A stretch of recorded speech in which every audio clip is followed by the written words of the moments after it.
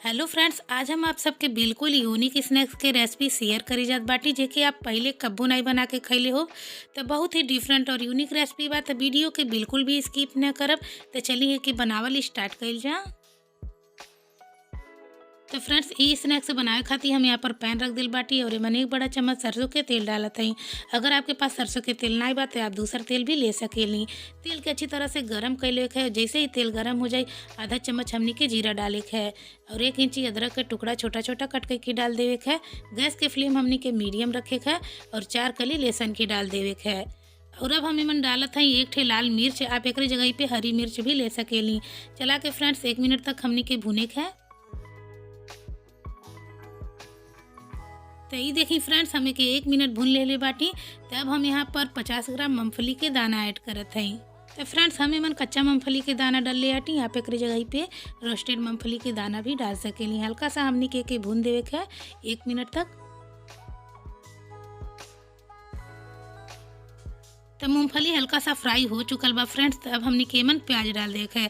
प्याज हम medium size के ले रही हैं और आप देख सकेली ये कि हम लंबा लंबा कट कर ले रही हैं। तो फ्रेंड्स, चला के हमनी के भून लेवे के जब तक ये गोल्डन कलर के न हो जाए। तो फ्रेंड्स, आप देख सकेली प्याज सुनहरा कलर में हो चुकल बा।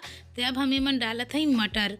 तो फ्रेंड्स, हम यहाँ पर 150 ग्राम मटर ले आटी और एक चला के हमनी के अच्छी तरह से मिक्स कर देवे के है। एक मिक्स कैले के बाद फ्रेंड्स, साथ में ही हमनी के 1 चम्मच नमक भी डाल देवे के बा। नमक डालने से मटर बहुत जल्दी कुक हो जाए, बहुत ज़्यादा टाइम नहीं ले। नमक के भी हमनी के अच्छी तरह से मिक्स कर देवे के फ्रेंड्स और एक ढक के हमनी के 2 मिनट तक पकावे के है। तो ये देखिए फ्रेंड्स, 2 मिनट हो चुकल बा। तो चला के हमनी के अच्छी तरीका से मिक्स कर देवे के। तो फ्रेंड्स, अब हमनी के एमन मसाला ऐड करे के। तो अब हम एमन डालत ताटी आधा पिंच लाल मिर्च पाउडर और एमन बढ़िया फ्लेवर आवे खातिर हम यहाँ पर 1 चम्मच सांभर मसाला डालत हैं। तो आप कोनो भी सांभर मसाला डाल सकेली। अगर आपके पास सांभर मसाला नहीं बा तो आप एक जगह पे पाव भाजी मसाला भी डाल सकेनी। बहुत ही अच्छा फ्लेवर आवेला फ्रेंड्स। तो मसाला के अच्छी तरीका से हमनी के मिक्स कर देवे के बा फ्रेंड्स और मिक्स कैले के बाद हमनी के ढक के फिर से 2 मिनट तक पकावे के बा। तो फ्रेंड्स, 2 मिनट हो चुकल बा और आप देख सकेली हमनी के मटर भी अच्छी तरीका से पक चुकल बा और मसाला भी अच्छी तरीका से भुन चुकल बा। आप ये तरीका से हाथ से प्रेस करके भी देख सकेली। तो मटर भी पक चुकल बा फ्रेंड्स। तब हमनी के गैस बंद कर देवे के और एक रख देवे के हल्का सा ठंडा होके के। जब ये हल्का सा ठंडा हो जाए फ्रेंड्स, तब एक हमनी के मिक्सर जार में डाल के अच्छी तरीका से ग्राइंड कर देवे के। आपके मन बिल्कुल भी पानी नहीं डाले के, एक ड्राई ही रखे के। तो फ्रेंड्स, हम मटर के पीस लेल बाटी और आप देख सकेली कुछ ये तरीका से हम पीसले बाटी। तो बहुत ज़्यादा आपके महीन नाई करे के, ऐसा ही दरदरा सा आपके पीसे के है। तो बहुत ही चटपटी और टेस्टी हमनी के मटर वाली फीलिंग बन के तैयार हो चुकल बा। ये फीलिंग खैले में बहुत ही चटपटा और बहुत ही ज़्यादा स्वादिष्ट लगेले। तो फ्रेंड्स, एके हमनी के बाउल में निकाल देवे के और अब हमनी के एके साइड में रख देवे के। तो फ्रेंड्स, अब हम यहाँ पर ब्रेड ले आटी। तो हम व्हाइट वाला ब्रेड ले आटी। आप एक जगह पे ब्राउन ब्रेड भी ले सकेनी और जितना आपके बनावे के वो क्वांटिटी से आप ब्रेड ले सकेली। यहाँ पर हम बड़ा सा बर्तन ले बाटी और आप देख सकेली बड़ा भी बा और गहीर भी बा। तो अब हमनी के मन पानी डाल देवे के। तो आपके बर्तन ये तरीका से बड़ा ही लेवे के। तो फ्रेंड्स, अब हमनी के एक ब्रेड लेवे के और ओके ए तरीका से पानी में गिरा देवे के और जैसे ही गिरावे के तुरंत ही उठा के ए तरीका से हमनी के हथेली के मदद से सारा पानी निचोड़ लेवे के। एक पानी में डीप कैले से फ्रेंड्स ब्रेड बिल्कुल सॉफ्ट हो जाला और एमन हल्का सा बाइंडिंग आ जाले। तो फ्रेंड्स, अब हमनी के मन फिलिंग डाले के और फिलिंग डालने के बाद हमनी के बिल्कुल अच्छी तरीका से एके बंद कर देवे के। ये तरीका से फ्रेंड्स आपके घुमा घुमा के बंद करे के है। एमन की जौन एक्स्ट्रा पानी रही वो भी निकल जाई और बढ़िया से प्रॉपर शेप में आ जाई। तो आप एक चपटा बनाना चाहते हैं तो आप एक चपटा भी बना सकेली, पर हम एक गोल गोल बनावत हैं। और आप एक छोटा भी बना सकेली और बड़ा भी बना सकेली। आप जितना फीलिंग एमन डालब उतना ही बड़ा या छोटा ही बन जाई। तो ये देखिए कितना प्यारा हमनी के बोल बन के तैयार हो चुकल बा और एक हम साइड पार्ट बिल्कुल भी नहीं हटौले आटी। तो आप एक हटावल चाहत है तो हटा सकेली, पर ऐसे कोनो भी दिक्कत नहीं होला। तो यही तरीका से फ्रेंड्स हमनी के सारा स्नैक्स बोल बना के तैयार कर लेवे के है।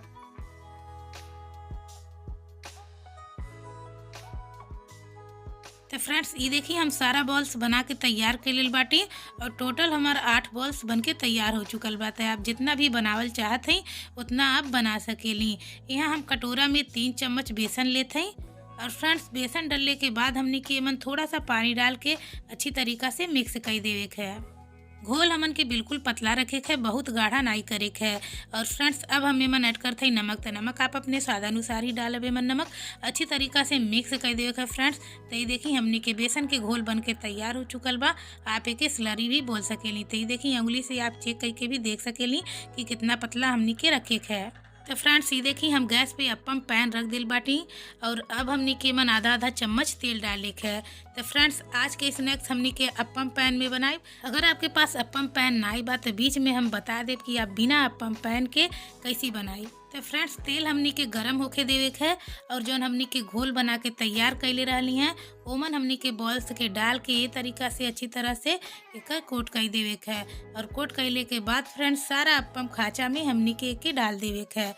तो आप देख सकेली हमनी के बॉल्स जौन बा वो बहुत बड़ा बा, तब भी कोनो दिक्कत के बात नहीं बा। बहुत ही अच्छा हमनी के स्नैक्स बन के तैयार हुई। तो फ्रेंड्स बिल्कुल यही तरीका से हमनी के सारा बॉल्स के बेसन के घोल में कोट कई के और सारा खाचा में डाल देवे के है। और फ्रेंड्स आप देख सकेली 2-4 खाचा खाली भी रह गई बा, काहे कि हमनी के बॉल्स जौन रहल वो कम रहल है। और आप देख सकेली जैसे जैसे ये पकता तेल एकर ऊपर आवत जात बा। तो फ्रेंड्स जैसे जैसे ये पकी तेल एमन अच्छी तरीका से ऑब्जॉर्ब हो जाई। तो फ्रेंड्स मीडियम फ्लेम पे के कुछ देर तक हमनी के ऐसा ही पके देवे के है। जब ही नीचे के तरफ से पक जाए फ्रेंड्स तब हमनी के एके पलट देवे के है। तो फ्रेंड्स आप देख सकीला नीचे से बिल्कुल सुनहरा हो चुकल बा। तो यही तरीका से सारा हमनी के पलट देवे के बहुत ही अच्छा सिक के तैयार होला, बिल्कुल भी दिक्कत नहीं होला। तो यही तरीका से फ्रेंड्स हमनी के चारों तरफ घुमा के बढ़िया से सेक लेवे के है। देखिए हमनी के तब तक घुमा के सेके के जब तक ये बढ़िया से चारों तरफ से अच्छा से सिकने जाए।